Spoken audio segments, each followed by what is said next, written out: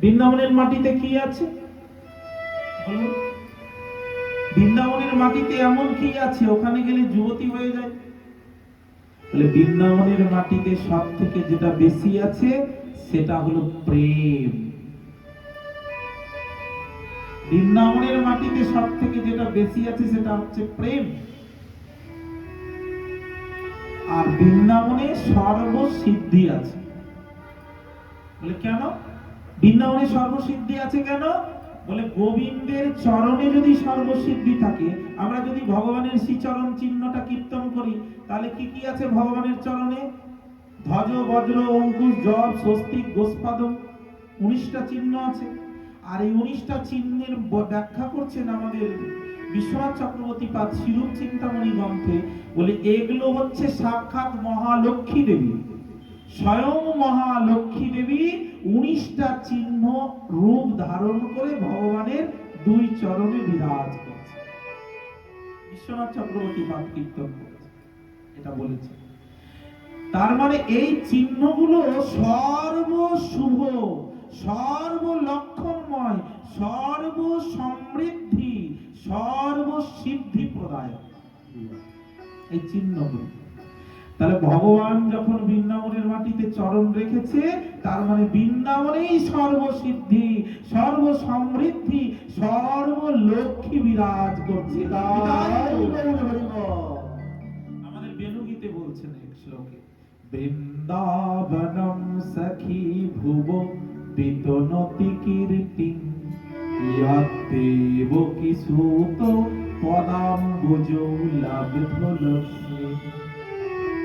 গোবিন্দ বেণুমত্তময়ূর নিত্যম পাকসাদৃশান্য় পরত সমস্ত সত্যম। বৃন্দাবনম সখী ভুব বিতনতি কীর্তি যত্তেব কিসুত পদাম্বুজৌ লব্ধলক্ষ্মী। বৃন্দাবনের মাটিতে সর্বসমৃদ্ধি আছে। তাই ভক্তি দেবী বলছে এই বৃন্দাবনের মাটিতে আসার পরে, আমি বৃন্দাবনের মাটিতে চরণ রাখার পরে আমি যুবতী হয়ে গেলাম। কিন্তু আমার ছেলেগুলো আর তারা এই বৃদ্ধ হয়ে অচৈতন্য হয়ে পড়ে আছে। আমি মা যতই যুবতী থাকি, ছেলেগুলো যদি অসুস্থ থাকে, কোনো মা পৃথিবীতে আনন্দ বা সুখে থাকে? ছেলেরা যদি অসুস্থ থাকে, কোনো মায়ের মন ভালো থাকে? কোনো মা সুখে থাকে? বলে আমার ছেলেদেরকে দেখে আজকে আমার বড় দুঃখ, আমার ছেলেদের আমি সুস্থ করতে পারছি না। তখন দেবর্ষি নারদ সবকিছু শুনলেন। শুনে নারদ বলছে, তোমার সন্তানদেরকে আমি সুস্থ করছি। এরা জ্ঞান বৈরাগ্য, এই কলিতে জ্ঞানের কদর নেই, বৈরাগ্যের কদর নেই। এখানে যদি ত্যাগের কথা আমরা বলি 7 দিন ধরে, কেউ তো ত্যাগের ভোগ থেকে ত্যাগের রাস্তায় আসবেই না, বরঞ্চ দেখা যাবে ত্যাগের কথা বেশি বললে আর এখানে শ্রোতাই খুঁজে পাওয়া যাবে। ত্যাগ মানে ছাড়া। তুমি আমিষ ত্যাগ করো, তুমি নেশা ত্যাগ করো, অসৎ সঙ্গ ত্যাগ করো, এগুলো যদি প্রতিদিন বলা হয়, তাহলে আস্তে আস্তে লোক বলবে না বাবা দরকার নেই, এখানে ভালো লাগছে। ত্যাগের কথা শুনবে না। আর বৈরাগ্য, ত্যাগ বৈরাগ্যের কথা তো শুনবে না। আর জ্ঞানের কথা, জ্ঞানের কথার কদর নেই। তাহলে কি করতে হবে? বলছে আমাদেরকে এই ভক্তির মাধ্যম দিয়ে, ভক্তির কথা শুনিয়ে ত্যাগ বৈরাগ্য আপনা হতে মানুষের জীবনে আসবে। কেউ যদি ভক্তির রাস্তায়, কাউকে যদি সরাসরি আপনি ত্যাগের কথা বলেন, ও তো ত্যাগ করবেই না, বরঞ্চ আপনার সঙ্গে আর যোগাযোগই রাখবে না। কাউকে যদি জ্ঞানের কথা বেশি বলেন, সেও আপনার সাথে যোগাযোগ রাখবে না। তাহলে সেই মানুষটাকে সুপথে আনবেন কি করে? ওকে ভক্তির কথা বলতে হবে।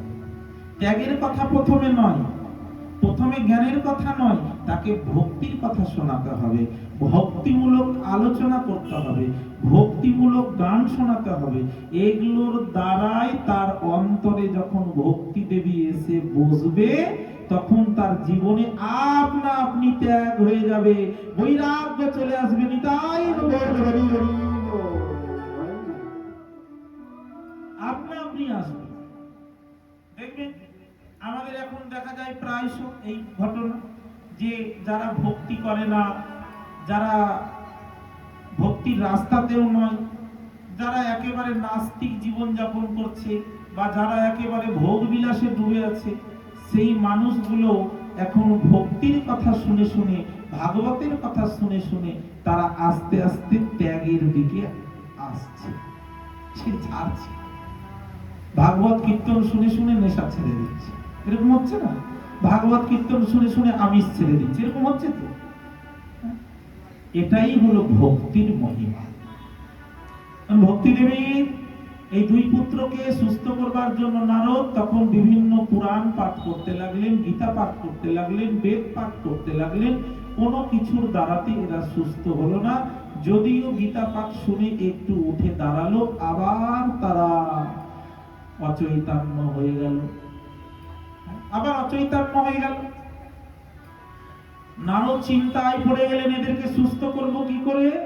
আকাশ থেকে দৈববাণী হলো, হে দেবর্ষি নারদ, আপনি এদেরকে ভাগবত কথা শ্রবণ করা, সপ্তাহব্যাপী কথা, এই ভাগবত সপ্তাহ শ্রবণ করানোর আদেশ করলেন। নারদ চিন্তা করলেন যে সপ্তাহ ভাগবত কথা কোথায় হচ্ছে, যাই তো আমি খোঁজ করি তো ত্রিভুবনে কোথায় সপ্তাহ ভাগবত কথা হচ্ছে। ত্রিভুবনে খুঁজতে লাগলেন কোথায় কোথায় কোথায়। এমন সময় নারদের সঙ্গে চতুষ্ষণের দেখা হলো, সনক সনন্দ সনত কুমার সনাতন, এদের দেখা হলো। এরা তখন দেবর্ষি নারদকে কি করলেন? এরা দেবর্ষি নারদকে তখন বললেন যে, হে দেবর্ষিপাদ, আপনার এই বিমর্ষতার কারণ কি? বিমর্ষতার কারণ জেনে বললেন, এই হরিদ্বারে ব্রহ্মকুণ্ডে আনন্দ নামক তীর্থস্থানে মুনি ঋষিগণ সপ্তাহ কথা শুরু করেছে। নারদ বললে ভালো সংবাদ। তখন ভক্তি দেবীকে তার দুই পুত্রকে নিয়ে নারদ চলে গেলেন সেখানে, এবং সেই মুনি ঋষিদের দ্বারা হরিদ্বারে যে আনন্দ ধামে ব্রহ্মকুণ্ডে ভাগবত শুরু হলো, সেখানে শুনলেন। শুনে জ্ঞান বৈরাগ্য সুস্থ হলো এবং ভক্তি দেবী বড় আনন্দ পেলেন। ভক্তি দেবী আনন্দ পেয়ে কি করলেন? ওইখানে যে সাধুরা বসেছিলেন তাদের হৃদয়কে আশ্রয় করলেন। নিতাই গৌর হরি বল। ভক্তি দেবী এইভাবে সাধুদের হৃদয়কে আশ্রয় করে সেখানে থাকতে লাগলেন। ভক্তি কোথায় থাকে? না, ভক্তের হৃদয়। ভক্তির জায়গা কোথায়? আমরা তো একটা জায়গা বললাম, তিনি মূর্তি রূপে বৃন্দা দেবী রূপ ধারণ করে আছেন, আর তিনি ভক্তের হৃদয়ে আবার অবস্থান করছেন। বাইরেও আছে, অন্তরেও আছে। বাইরে আছে বৃন্দা দেবী, বৃন্দা দেবীর সেবা করলে গোবিন্দ কৃপা হবে, গোবিন্দ চরণে ভক্তি হবে। এই জন্য আমাদের বৃন্দার প্রত্যেকটা মন্ত্রেই কৃষ্ণ ভক্তির কথা বলেছে। দেখবেন তুলসীর শান মন্ত্রেও কৃষ্ণ ভক্তির কথা বলেছে, প্রণাম মন্ত্রেও কৃষ্ণ ভক্তির কথা বলেছে। যেমন আমরা তুলসীকে শান করাই, কি বলি? গোবিন্দ বল্লভং দেবী ভক্ত শ্রী চৈতন্য কারিণী সানপ্যামিং জগদ্ধাত্রী বিষ্ণু ভক্তি প্রদায়িনী। কে বিষ্ণু ভক্তি দিতে পারে? তুলসী দেবী দিতে পারে। বিষ্ণু ভক্তি কে প্রদান করছে? তুলসী দেবী। যখন আমরা প্রণাম করছি একই কথা বলছি, বৃন্দায়ৈ তুলসী দেবায়ৈ প্রিয়ায়ৈ কেশবর্ষচ কৃষ্ণ ভক্তি পদে দেবী সত্যভক্তৈ নমো নমঃ। তাহলে কৃষ্ণ ভক্তি পদে দেবী, ইনি কৃষ্ণ ভক্তি দান করছেন। আমরা যতগুলো তুলসীর স্তব জানবো সবগুলোতেই আমাদের কৃষ্ণ ভক্তি, বিষ্ণু ভক্তির কথা বলেছে। এইভাবে ভক্তি দেবী ভক্তের হৃদয়কে বসলেন, আশ্রয় করে বসলেন। তারপরে ভাগবত বলতে লাগলেন সেই অপর দৃষ্টান্ত ৩ অধ্যায়ে গোকর্ণ ধুন্ধকারীর কথা। দক্ষিণ ভারতে তঙ্গুভদ্রা নদীর তীরে এক ব্রাহ্মণ বাস করত, যার নাম ছিল আত্মদেব। আর এই ব্রাহ্মণের কোনো সন্তানাদি ছিল না। ধুন্দুলি নামে তার স্ত্রী, আর এই ধুন্দুলি নামক স্ত্রীকে নিয়ে সে বাস করছে। অতীব সত্যনিষ্ঠ ন্যায়পরায়ণ ব্রাহ্মণ, প্রতিদিন যাগযজ্ঞ পূজা অর্চনা সৎকর্ম কোনো ত্রুটি নেই। কিন্তু ব্রাহ্মণের ঘরে যে তার পত্নী ধুন্দুলি অত্যন্ত কুটিল স্বভাবে, পরনিন্দা পরচর্চা আর সমালোচনা করে, ভজন করে না, স্বামী ভজন করলেও তার বিপক্ষে, এইভাবে তার জীবন কাটছে। কিন্তু তাদের কোনো সন্তানাদি নেই। ব্রাহ্মণের অন্তরে খুব দুঃখ, হায় হায়, এই জীবনটা বৃথা হয়ে গেল, কোনো পুত্র সন্তান আমার হলো না, আমি মরে গেলে আমার পরলৌকিক কর্ম কে করবে? এইরকম চিন্তা করলো যে আমার পরলৌকিক কর্ম, আমার পিণ্ডদান, আমার শ্রাদ্ধ কেউ করার থাকবে না। ব্রাহ্মণ মনের দুঃখে একদিন বনে গমন করলেন, আর বনে গমন করে ব্রাহ্মণ আত্মহত্যা করবে এরকম সিদ্ধান্ত নিল। হঠাৎ করে ব্রাহ্মণের সঙ্গে দেখা হলো এক সাধু। সেই সাধু সঙ্গে দেখা হতে সাধু বললেন, বাবা, তোমার বদনটা দেখে মনে হচ্ছে তুমি অত্যন্ত ব্যথিত, দুঃখিত। বলল, হ্যাঁ। বলে, দুঃখিত ব্যথিত হওয়ার কারণ? দুঃখিত ব্যথিত হওয়ার কারণ অনুসন্ধান করে জানতে পারলেন যে দুঃখিত ব্যথিত হওয়ার কারণ হচ্ছে তার কোনো পুত্র নেই। তখন সাধু বলল, বাবা, তোমার ললাটের লেখন বলে দিচ্ছে এ জন্মে তোমার কোনো পুত্র সন্তান হবে না। বিগত কয়েক জন্মেও কোনো সন্তানের যোগ তোমার ভাগ্যে লেখা নেই। অতএব ভাগ্যের লেখাকে মেনে নেওয়াটাই উচিত। ভাগ্য লেখার উপরে যে আমরা যদি বিরোধিতা করি তাহলে কোনো লাভ হবে না। শোনো, বিধিলিপির উপরে হঠকারিতা করতে নেই, ভাগ্যলিপির উপরে। তুমি হরি ভজন করে জীবনকে সার্থক করো।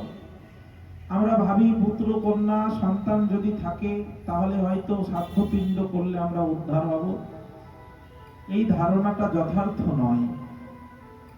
কারণ সন্তান যদি কৃষ্ণ ভক্ত না হয়, সন্তান যদি সৎ সন্তান না হয়, তাহলে সন্তানের পিণ্ডদানে আমার সদ্গতি হবে না। আমরা সবাই সদ্গতির কথা ভাবি, কি করলে আমার সদ্গতি হবে?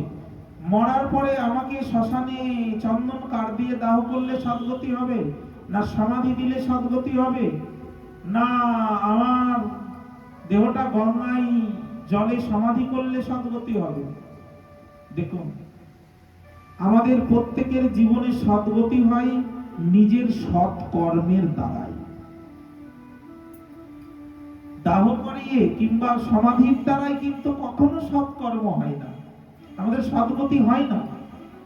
আমি জীবনে যদি সৎকর্ম করে থাকি আমার সদ্গতি হবেই হবে।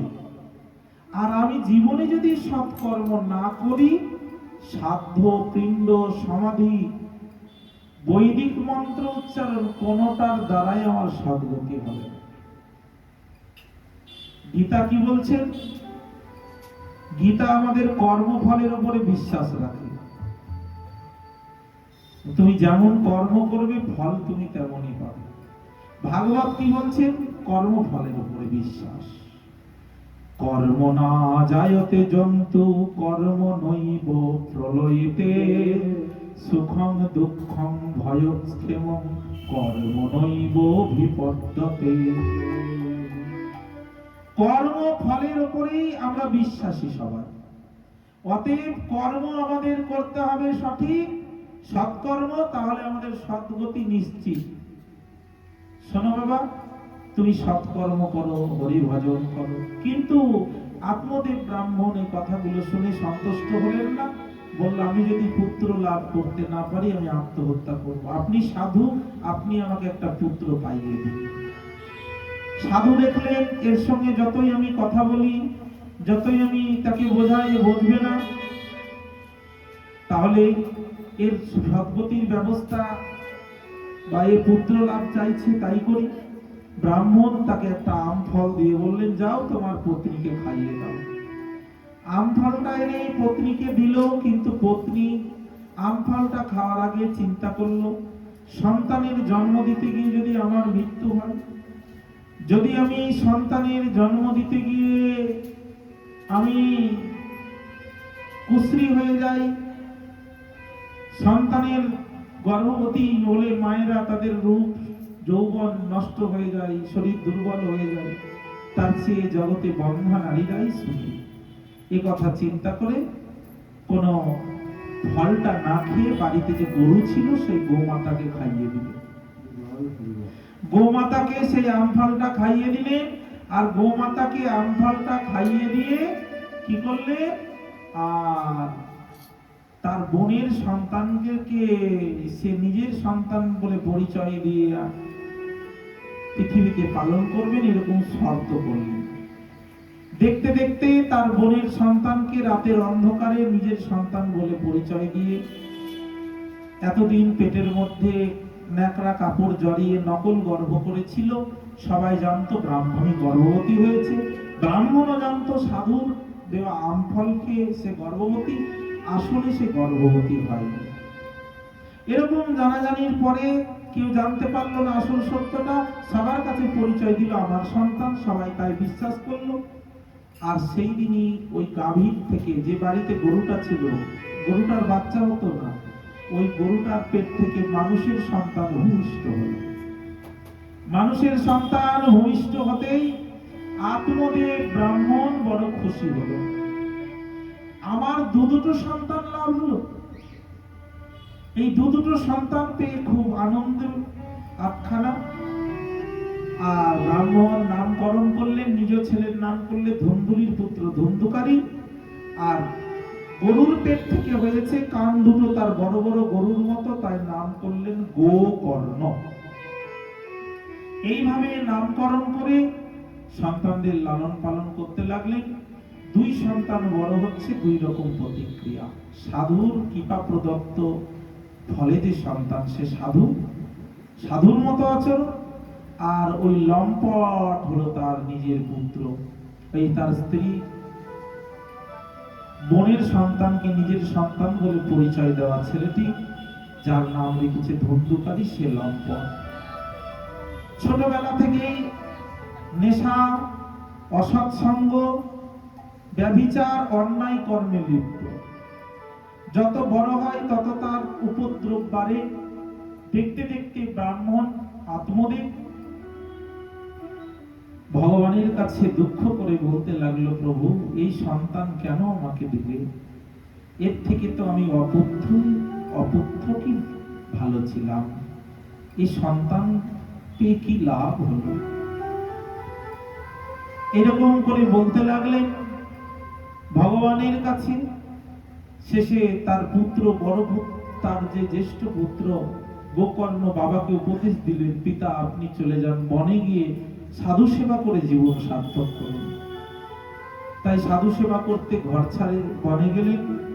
আর ওই নিজের সন্তান ওই মাকে ধুন্দুলিকে অত্যাচার করতে লাগলো। তিনিও অত্যাচার সহ্য না করে আত্মহত্যা করে দেহত্যাগ করলো। মা বাবা দুজনকে বাড়ি থেকে তাড়িয়ে, ভাইকে তাড়িয়ে বাড়িতে বারবনিতা বেশ্যাদের এনে রাখতে লাগলো। তাদের প্ররোচনায় লোকের বাড়ি থেকে ডাকাতি, চুরি, অন্যায় কর্ম। একদিন তারা ভাবলেন আমাদেরকে সব টাকা গয়না দেয় না, নিজের কাছেও কিছু রাখে। সেই পতিতা বনিতা বারবনিতারা কি করলেন, তার গলাতে ফাঁস দিয়ে তাকে মেরে বাড়ি থেকে চলে গেলেন মাটি চাপা দিয়ে।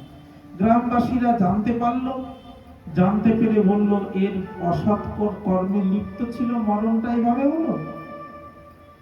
কি আর করবেন? তার যে ভাই, তাকে জানালেন যে তোমার ভাই মারা গেছে, আগে তো মা মারা গেছিল, এবার ভাই মারা গেল, এর সৎকর্ম তুমি করো। গয়াতে গিয়ে পিণ্ড দান করলেন। ভারতবর্ষের মধ্যে সনাতন ধর্মাবলম্বী মানুষের শ্রেষ্ঠ পরলৌকিক কর্ম করার শ্রেষ্ঠ স্থান হলো গয়া ধাম। গয়াতে গিয়ে পিণ্ড, শ্রাদ্ধ সবকিছু করলেন। কিন্তু সেই সব সৎকর্ম করেও সেই গোকর্ণের ভাতা ধুন্দুকারীর সদ্গতি হলো না, বরঞ্চ তার পেট জনি প্রাপ্ত হল। পেট মানে ভূত হয়ে গেল। এখন পেট শরীর তো মাটিতে পা পড়ে না। এরা তো বাতাস ভক্ষণ করে ঘুরে বেড়ায়, কি হবে এদের গতি? অতীব দুরাচারী যারা, তারাই পেট হয় মৃত্যুর পরে। আমরা ভাবি যে বোধহয় অপঘাতে মরলেই পেট হয়, না, যারা খুব দুরাচারী পাপী এরা যদি মরে এরাও পেট হয়। আমাদের শাস্ত্র বলছেন যারা দুরাচারী অত্যন্ত পাপী এরা পেট যোনি প্রাপ্ত হয়। পেট যোনি প্রাপ্ত হয়েছে। ঋষি গোকর্ণ একদিন নিজের বাড়িতে এসেছেন, বহুদিন তীর্থ দর্শনাদি করে বাড়িতে এসে ঘুমিয়েছেন, কিন্তু পেটের তাণ্ডবে ঘুমাতে পারছেন না। পেট আত্মা সূক্ষ্ম শরীর ধারণ করে থাকেন এবং মায়াবী শক্তির দ্বারা বিভিন্ন শরীরও ধারণ করতে পারেন। তাই পেট আত্মা কখনো সার হয়ে আসছে, কখনো দুর্গন্ধ ছড়াচ্ছে, ঢিল ছুটছে। ঋষি গোকর্ণ উঠে দাঁড়ালেন, কে কে তুমি? আবার কখনো কাঁদছে, অদৃশ্যমান, পেটকে দেখতে পাচ্ছেন না। ক্রন্দন শব্দ থেকে তার কাছ থেকে কথা শোনা গেল, বলছে দাদা আমি তোমার ভাইয়ের পেট আত্মা, আমি তোমার ভাই ধুন্ধুকারী। গোকর্ণ বলল তুমি আমার ভাই ধুন্ধুকারী, পেট হয়ে আছো কেন? আমি তো তোমার জন্য গয়াতে পিণ্ড দিয়েছি। বলছে দাদা তুমি আমার জন্য পিণ্ড দিয়েছো এটা সত্য, কিন্তু আমি এত পাপী, আমার একবার দুবার গয়া সাধ্য নয়, শত শত গয়া সাধ্যেও উদ্ধার হবে, আমি উদ্ধার হতে পারিনি। তুমি উদ্ধার হতে পারোনি যখন, কি করলে তোমার উদ্ধার হবে? তখন বলছেন দাদা এটা তো আমি জানি না। সঙ্গে সঙ্গে তার ভাই সূর্যদেবের আরাধনা করলেন। সূর্যদেব প্রসন্ন হয়ে তাকে বললেন, সূর্যের গতি রোধ করে তপস্যা করছিলেন, বললেন হে গোকর্ণ ঋষি, আপনার ভাইয়ের পেট যোনি একমাত্র ভাগবত সপ্তাহ শ্রবণের দ্বারাই উদ্ধার হতে পারে। 7 দিন ব্যাপী ভাগবত সপ্তাহ কথা কীর্তন করতে হবে আপনাকে, পদ্মপুরাণ যে বিধি দিয়েছেন সেই বিধি অনুযায়ী। তখন পদ্মপুরাণের বিধি মেনে ঋষি গোকর্ণ ভাগবত পাঠের আয়োজন করলেন। সাধু সন্ত বিরক্ত ব্রাহ্মণ বৈষ্ণব সবাইকে এনে কথা শুরু করলেন, আর একটা 7 গিট যুক্ত বাঁশ সেখানে স্থাপন করলেন। সেই সপ্তম গিট যুক্ত গ্রন্থি যুক্ত বাঁশের মধ্যে যেহেতু পেট শরীর বায়বীয় শরীর ভেসে বেড়ায়, ওই জন্য ওটাকে আশ্রয় করলেন। শুনিন, পেট আত্মা হচ্ছে বায়বীয় শরীর। আমাদের শাস্ত্রে আর একটা কথা বলছে কি জানেন, যে মূর্তি বিগ্রহ ঠাকুরের মূর্তি যদি কোনো জায়গায় সেবা পূজা না হয়, ওই মূর্তির মধ্যে কিন্তু পেট আশ্রয় করে। পেট কোথায় থাকে?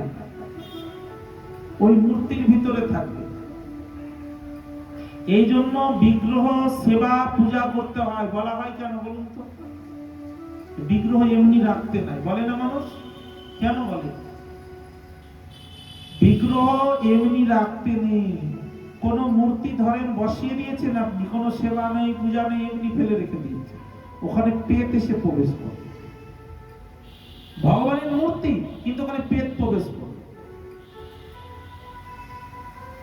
এরকম হয়, দেখবেন ঠাকুর ঘরে ঢুকলেই ভয় লাগে, অলৌকিক সবকিছু হয়ে যায়, আগুন জ্বলে যায়, ঠাকুর ঘরে আগুন ধরে গেল। কখন হয় এগুলো?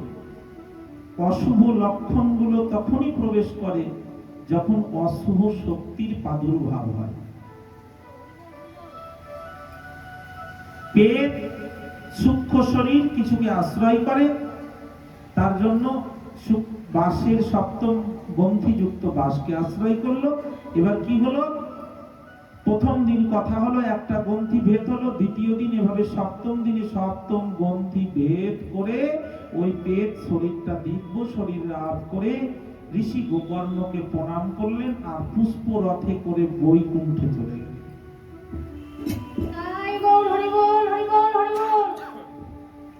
পুষ্পরথে করে বৈকুণ্ঠে চলে গেলেন। এরপরে কি হলো? এরপরে ঋষি গোকর্ণ বললেন যে তাহলে আমার এই যে শ্রোতা ভক্তরা যাবে না? বললে মহারাজ এরা ভাগবত শ্রবণ করেছে ঠিকই, কিন্তু মনটা বাড়িতে ছিল। এরা ভাগবতের আসলে দেহটা ছিল, মনটা ছিল না। তার জন্য এদের ভাগবত শোনার পরেও সদ্গতি হয়নি। এরা যদি পুনরায় সপ্তাহ শ্রবণ করে মনোযোগে তাহলে হবে। তখন পুনরায় ভাগবত সপ্তাহ কথা আরম্ভ করল। ভাগবত কথা শ্রবণ করিয়ে শ্রোতাদের নিয়ে স্বয়ং পুষ্পরথে করে বৈকুণ্ঠে চলে গেলেন ঋষি গোকর্ণ। হরি হরি বলিল বৈকুণ্ঠেতে গেল, আর প্রেমানন্দে সবাই হরি হরি। ভাগবত সপ্তাহের অনেক বিধি রয়েছে, তবে এই কথাই বলবো, আপনারা যারা আজকে থেকে সংকল্প করলেন 7 দিন ভাগবত অবশ্যই শ্রবণ করবেন। আর এই 7 দিন ভাগবত শ্রবণ করবেন। কিছু অনেক বিধি নিয়ম বলেছে শ্রোতা বক্তার জন্য, কোনটা পালন না করতে পারলে শুধুমাত্র 7 দিন নিরামিষ আহার করবেন। সাত্বিক আহার করে 7 দিনই শ্রবণ করবেন। এই কলিযুগে যত সাধনা আছে তার মধ্যে শ্রেষ্ঠ হলো সাধু সঙ্গে বসে হরি কথা শ্রবণ করা। দেখুন, সাধু সঙ্গ ছাড়া হরি কথা শ্রবণের ততটা মহিমা নেই যতটা সাধু সঙ্গের দ্বারাই আছে। তা সাধু সঙ্গেই আজকে গোকর্ণ ভাই পেতাত্মা সেই ধন্ধকারীর পেতাত্মা উদ্ধার। আমরা এখন সাধু সঙ্গের মহিমা কীর্তন করে আর একটু কথা বলে আমরা আজকের মতো বিশ্রাম। চলুন সবাই মিলে সাধু সঙ্গের মহিমা কীর্তন।